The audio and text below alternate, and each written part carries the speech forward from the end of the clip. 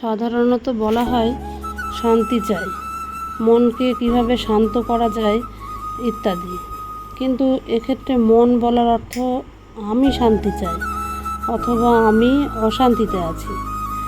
মন ও আমি সমার্থক শব্দ। এই আমি শব্দটি মুখ থেকে নির্গত হয়, কিন্তু কে এটা বলে, অর্থাৎ আমি কে, এর সম্যক ধারণা হওয়া দরকার। যে চেতনা শক্তি নিজেকে আমি বলায় তা হলো আত্মা। নিরাকার জ্যোতির্বিন্দুর মতো আত্মা যখন ইহলোক পঞ্চতত্ত্বের মিলিত রূপ শরীর ধারণ করে তখন জীবাত্মা বলে অভিহিত হয়। আত্মা শরীর থেকে বিচ্ছিন্ন হয়ে গেলে শরীরের পক্ষে দেখা, শোনা অথবা কথা বলা সম্ভব নয়।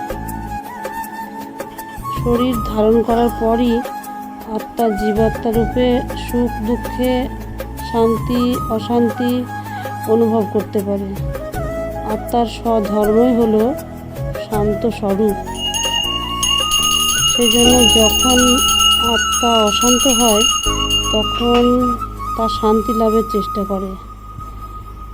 যদি সর্বক্ষণই অশান্তি থাকে তবে শান্তির অনুভূতি আসবে কী করে?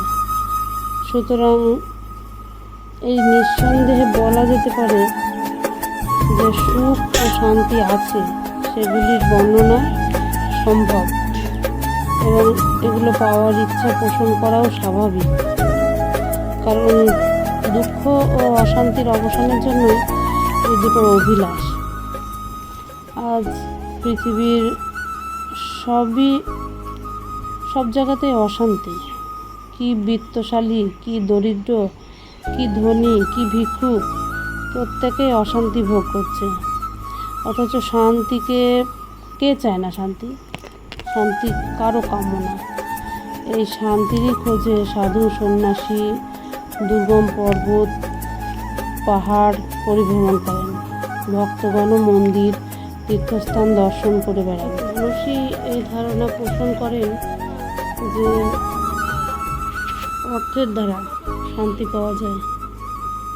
এজন্য তারা অনেক বেশি অর্থ উপার্জনে নিয়োজিত হয়ে যায়। যদি সত্যি অর্থের দ্বারা শান্তি পাওয়া যেত তাহলে তো প্রত্যেকটি ধনীর জীবনই শান্তিময় হয়ে উঠত এবং বেশ আনন্দেই দিন অতিবাহিত করা যেত। কিন্তু বাস্তবিকই সেখানে শান্তি বিরাজ করে? তো এইসব সামগ্রী সত্ত্বেও যখন শান্তি পাওয়া যায় না, তখন শান্তি কীভাবে পাওয়া যাবে এটা জানার জন্য প্রত্যেক মানুষই উদগ্রীব হয়ে আছে। এতে কোনো সন্দেহ নেই। শান্তির মতো অমূল্য সম্পদ কীভাবে পাওয়া যেতে পারে তা অভিজ্ঞতা ও জীবনের অনুভবের উপর ভিত্তি করে মনের বাস্তবিক শান্তি।